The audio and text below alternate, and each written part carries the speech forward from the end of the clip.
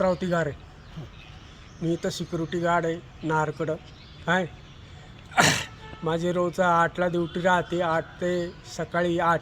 काय ह्या दरम्यामध्ये इथं मी काम करतो आणि या भागातले लोक हे झोपडपट्टीवाले लोक हे इथं हे फार तकलीफ देतात. कोणी दारू पितं, कोणी काय करतं, कोणी गांजा पितं. काय ह्या भागात फार दहशत आहे त्या लोकांची. तर त्यामुळे ह्या भागात पोलीस स्टेशनचे लोक काही लक्ष देते नाही आमच्याकडं. काय इथं BJPचं कार्यालय आहे मोठं. काय तरी बी इथं काही कोणी लवकर येत नाही. काय अधूनमधून 12-1ला चक्कर मारता. 12-1पर्यंत हे लोक त्यावर काम करून निघून जातं. यांचं दारू पिणून खाणं बाटल्या फोडून बिडून निघून जात आहे त्यावर. काय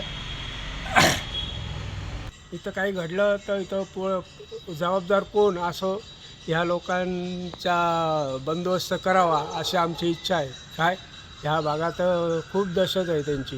काय इकडं काय हे बारीक बाटल्या काय ज्यातला पिता काय पिता काय कळत नाही. या